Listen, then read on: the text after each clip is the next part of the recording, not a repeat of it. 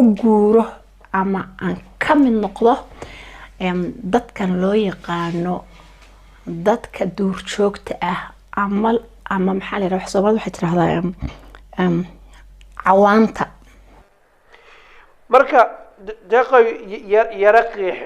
noloshan kaleedka inaad ka baxdid oo dadka cawaanta aadid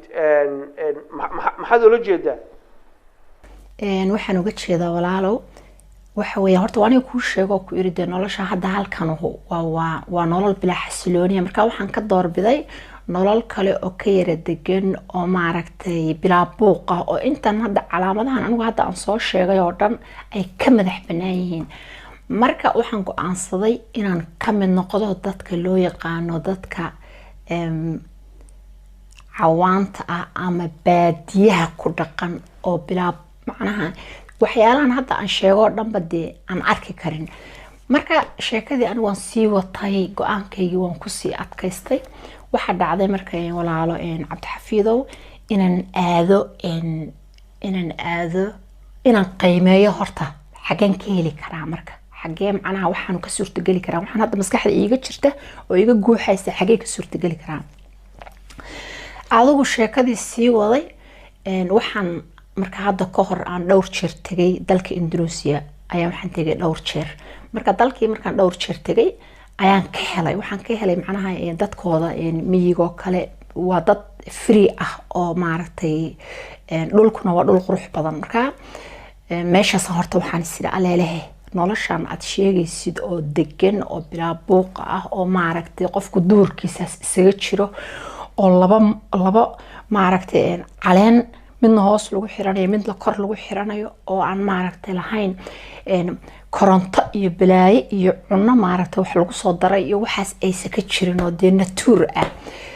marka ani warta taasan maskaxdeeda geliyay dadana waxa dhacday inaan maaragtay dadaal badan u galo oo maadaama dhulkaas aan jeclahay Indonesia oo hadda ka horna aan tagay ayaa waxaan sameeyay inaan maaragtay sii wado oo dhulkii tago oo bal at least wixii iiga suurtagali karaa laakiin waxaan maskaxda haddana ku soo dhacday de kaliga meeshaas ma aadi kartid way kugu dhib badan tahay de qof kaligiis meeshii aaday ma taqaanid maxaad samaysaa marka waxaan markaa haddana doorbiday inaan lamaano yeesho lamaanihii marka halkan haddii aan iraahdo qof halkan jooga ama meel kale joogaan inta kaxeeyo ayaan maaragtay u geynayaa maaragtay dadkaas cawaantaasaan ka mid noqonaynaa way nagu adkaanaysaa marka maxaan sameeyey waxaan doorbiday in aan meeshii aan ka helo lamaane in aan anigu ka helo taas ba haddana sii adkaatay maxay ku adkaatay waxa weeyaan dadkii aad ba waxa u adag in lala kulmo dadkan maaragtay duurjoogta ah si loola xiriiro in lala kulmo waxaasoo dhan aad ba u adag tahay adigu juhdi badan iyo arrimo badan baa meeshii maaragtay aan runtii xooga saaray ilaahay amarkiis wax walba way yara fududaadeen inkastoo aysan fududayn laakiin haddana somehow maaragtay waxbaa suurta galay waxa dhacday marka walaalo in aan dad meeshii maaragtay dadkaas inaan la xiriira u baahanahay muddo badan bay qaadatay runtii qarash badan wax badan baa baxay anyway waxa dhacday anigu inaan maaragtay CV-gayga aan qoro oo anigaan deeqa ahaan maaragtay intaan CV-gayga qoro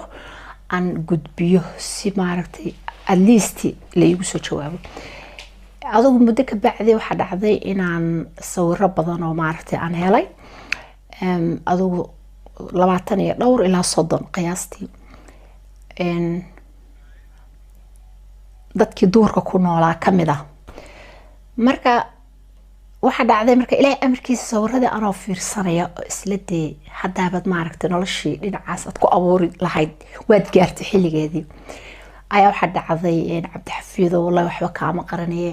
waxa dhacday waxaan arkay oo indhahayga ku dhacday nin maaragtay cajiiba oo Soomaalidu waxay u yaqaanaan dadka quruxda badan faras wallahi faras buu ahaa ilaahay baan ugu dhaartay sawirradii wallahi ma wada daawan sawirrada inaan sii wado oo daawado bay ahayd man daawan waxaan sameeyay waan joojiyay meeshii waan ku joojiyay isaan ku noqday haddana waan fiiriyay dadkii ii soo diraan la xiriira waxaan ku yidhi waxaan u baahnay qofkaas weeye adigu processka la bilowday in la is arko in maaragtay la kulmo ninka cawaanka ahaa muddo kadib waxaa dhacday cabdixafiidow haddaan ku idhaahdo ka waran wallaahi markuu isalaamay ayaa waxaan dareemay inuu ninkayga yahay qofka ninkii cawaanka ahaa qofku bini aadanka horta qofba wuxuu leeyahay ilaahay baa dadka wuxuu kala siiyaa